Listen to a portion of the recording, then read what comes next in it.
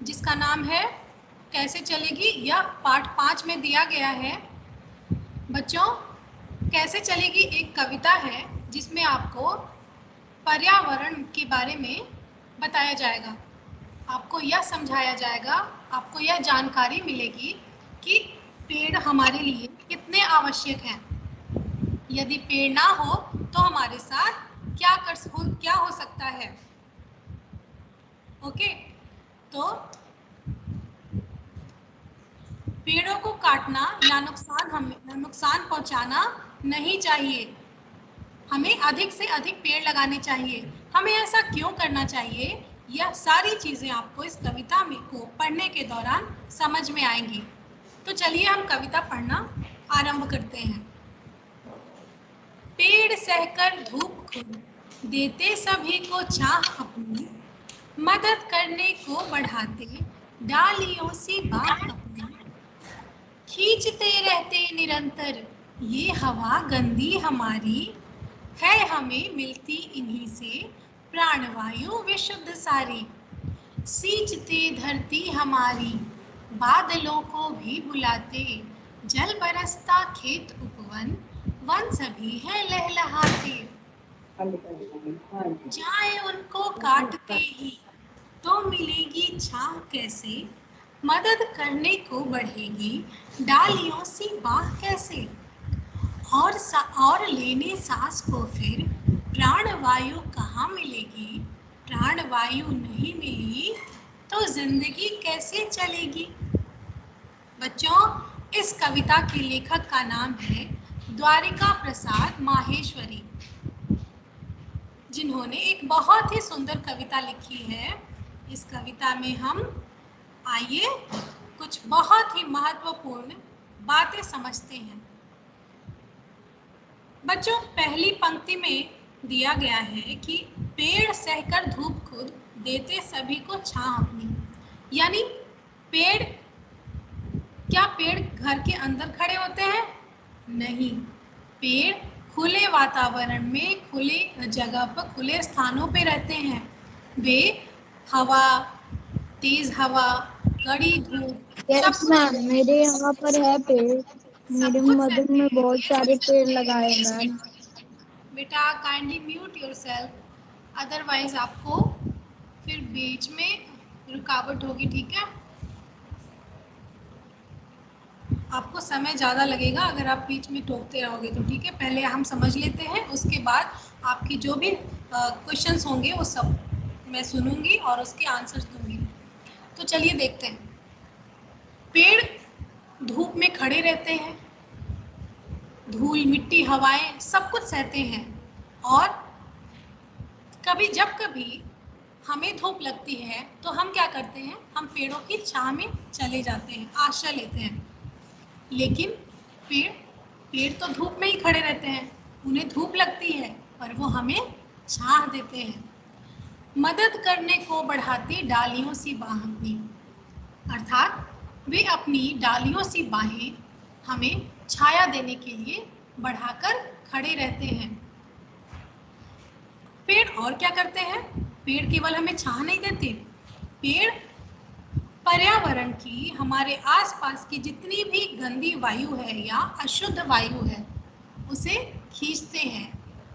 दूसरे शब्दों में आप कह सकते हैं कि पेड़ कार्बन डाइऑक्साइड अपने अंदर लेते हैं और ऑक्सीजन छोड़ते हैं।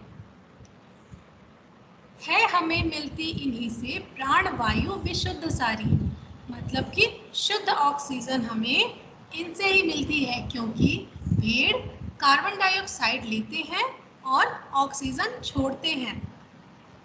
इसके अलावा पेड़ क्या करते हैं? इसके अलावा सींचते धरती हमारी बादलों को भी बुलाते, यानी अच्छा, पेड़ बारिश भी कराते हैं। हाँ, पेड़ बारिश भी कराते हैं।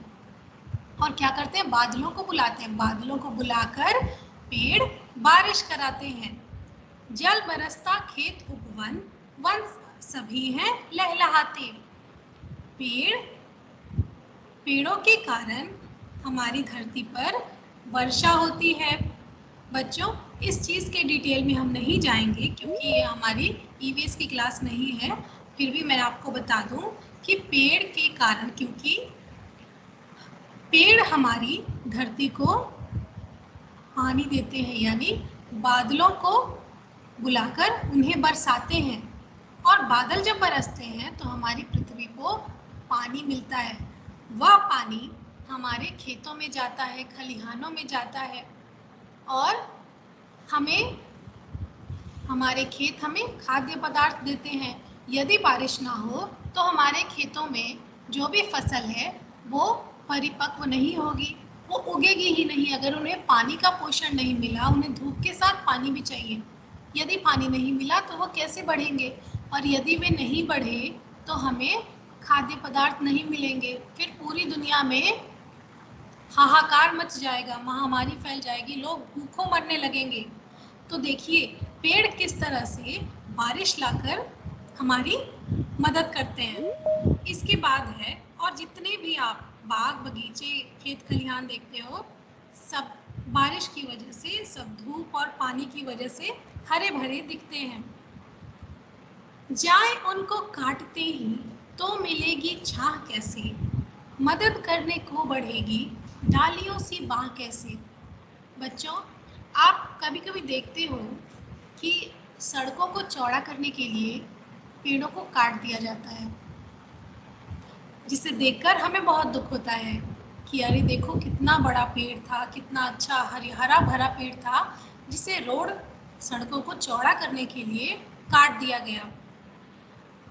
लेकिन बच्चों, हमारी सरकार इसके लिए क्या करती है? यदि वे सरकार एक पेड़ काटती है तो वे 10 पेड़ लगाते हैं, ताकि हमारे पर्यावरण में ऑक्सीजन की कमी ना हो और हरियाली किसी भी प्रकार से कम ना हो। तो इसकी भरपाई इस प्रकार की जाती है, पेड़ों को काटने के बदले कई पेड़ लगाए जाते हैं। परंतु हमें हमेशा यह प्रयास करना है कि यदि हम पेड़ों को बचा सकते हैं तो हमें उन्हें बचाना है, काटना नहीं है।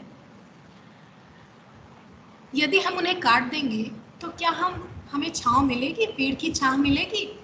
सड़क के किनारे हम तपती धूप में खड़े रहेंगे मगर हमें छांव नहीं मिलेगी। लेकिन यदि वहाँ पर कोई हरा भरा पेड़ होता है तो सभी लोग कोशिश करते हैं कि धूप से बचने के लिए वो पेड़ के नीचे चले जाएं, बारिश से बचने के लिए पेड़ के नीचे चले जाएं। तो अगर पेड़ कट जाएंगे तो ये सब चीज़ें कौन हमें देगा?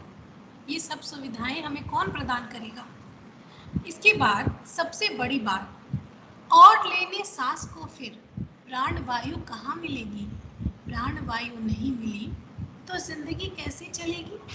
बच्चों, हमारे जीने के लिए सबसे ज़्यादा ज़रूरी ऑक्सीजन है, जो कि हमें पेड़ों से ही मिलता है। तो सोचिए आप कि यदि पृथ्वी पर सारे पेड़ काट दिए जाएं, तो क्या हम सांस ले पाएंगे? बच्चों, हम सभी के दम घुटेंगे क्योंकि हमें ऑक्सीजन नहीं मिलेगी, और कार्बन डाइऑक्साइड लेकर हम जीवित नहीं रह सकते। इसलिए पेड़ हमारे जीने के लिए, पेड़ इस प्रकार बहुत ही आवश्यक है। यदि इस पृथ्वी पर पेड़ नहीं रहे तो जिंदगी भी नहीं रहेगी। पेड़ है तो हम हैं, हरियाली है तो हम हैं। हमारा पर्यावरण, हमारे पेड़ पौधे, हमारा जल यदि स्वच्छ है, यदि हम स्वच्छ जल पीते हैं, जल का संरक्षण करते हैं, जल को दूषित होने से बचाते हैं, तो हमारी ज़िंदगी, और पेड़ों को कटने से बचाते हैं, ज़्यादा से ज़्यादा पेड़ लगाते हैं, तो हमारी ज़िंदगी खुशहाल रहेगी, हमें बीमारियां भी कम ग्रसित करेंगी।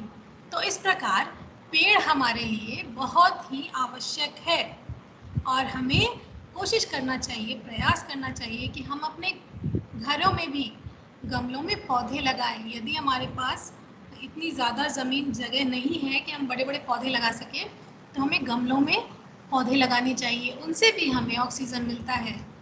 इसलिए आपको इस कविता से यही सीख मिलती है कि भविष्य में आपको और वर्तमान में भी आपको पेड़ों का संरक्षण करना है, पेड़ लगाने हैं, पौधे लगाने हैं, अन्यथा उन्हें नहीं तोड़ना है, उन्हें उखाड़ नहीं फेंकना है। कुछ बच्चे फूल देखते हैं तो फूलों को वो तोड़कर ऐसे ही फेंक देते हैं, पत्तियों को तोड़ते हैं। परंतु बच्चों, जैसे आपको आपके हाथ कटने पे दर्द होता है ना, उसी प्रकार पेड़ों की पत्तियां भी जब टूटती हैं तो उनसे कुछ पानी सा निकलता है ना, तो उन्हें भी पेन होता है, क्योंकि पेड़ों को हमारी तरह सजीव माना गया है, पेड़ों को जिंदा माना गया है, जीवित माना गया है। इसलिए आपको अपनी तरह पेड़ों को भी, वृक्ष को भी, पौधों को भी समझना है। तो आज की कक्षा में हमने क्या पढ़ा? हमने पढ़ी यह कविता। अब हम इस कविता के बारे में आपसे समझेंगे कि आपने इसे किस प्रकार समझा है या क्या आपको समझ में नहीं आया है। तो चलिए हम अब आपसे पूछते हैं, मैं आपसे पूछती हूँ कि किसी बच्चे को यदि कहीं पर कोई डाउट है तो वो पूछ सकता है, आप बोल सकते हैं। मुझे 4 लाइन 4 लाइन वाला समझ नहीं आई, खाली 4 लाइन वाली। 4 लाइन वाला बच्चे पढ़कर बताओ, कौन सी डालियों सी बाप नहीं कह रहे हो? कौन सी लाइन बेटा? 1 2 3 4 डालियों सी बाह अपनी, ये आपको समझ में नहीं आया? बोलिए। हाँ यस मैम, वो नहीं समझ आया मुझे। बच्चे, आपने देखा होगा कि पेड़ों की कई शाखाएं होती हैं, मतलब कई ब्रांचेस होते हैं, और वो इस तरह से ऐसे हाथ, कोई हाथ इस तरह से रहता है, कोई इस तरह से उठाए रहते हैं पेड़। तो पेड़ों के जो ब्रांचेस हैं, जो शाखाएं हैं, उनको ही यहाँ पर बाह कहा गया है, डालियों सी बाह। पेड़ों की जो डालियां हैं उनको बाह कहा गया है, क्योंकि वो बाहों की तरह अपनी डालियों को फैलाए रहते हैं। बेटा समझ में आया? Yes ma'am. ओके बेटा, नेक्स्ट लाइन समझ में नहीं आया। कौन सा लाइन बेटा, कौन सी लाइन? Ma'am 8 line. बेटा पढ़कर बताओ मुझे। Okay ma'am. वायु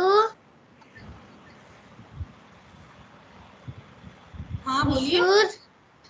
हाँ, प्राण वायु विशुद्ध सारी। ओके बेटा, प्राण वायु का अर्थ है ऑक्सीजन, ये हो गया ऑक्सीजन। और विशुद्ध का मतलब बहुत ही शुद्ध। यहाँ पर बताया गया है कि पेड़ों से ही हमें प्राण वायु यानी ऑक्सीजन, शुद्ध ऑक्सीजन, सारी जितनी भी ऑक्सीजन है जरूरत की हमारे, वो सारी ऑक्सीजन हमें इन पेड़ों से ही मिलती है। समझ में आ गया?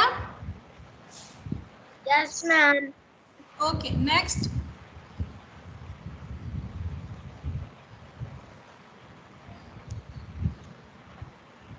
सभी बच्चों को आ गया समझ में? Yes ma'am. ओके बेटा। Yes ma'am. ओके बेटा, तो चलिए आप मैं आपसे प्रश्न पूछूं। कौन सा बच्चा है जिसे समझ में नहीं आया? टेल मी योर नेम बेटा। टेल मी योर नेम बेटा।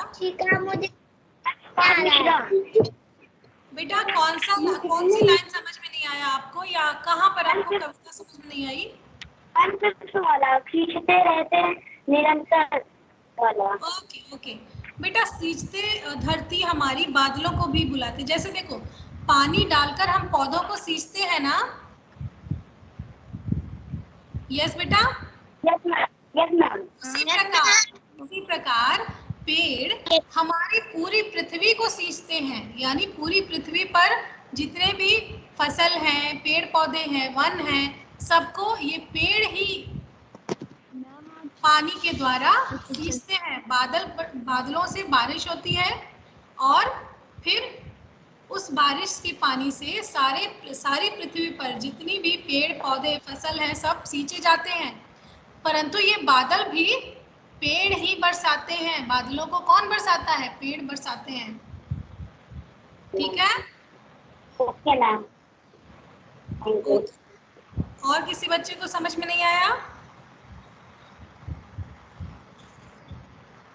ओके, सभी को समझ में आ गया। तो अब मैं आपसे सवाल करूंगी और आप उसका जवाब देंगी, ठीक है?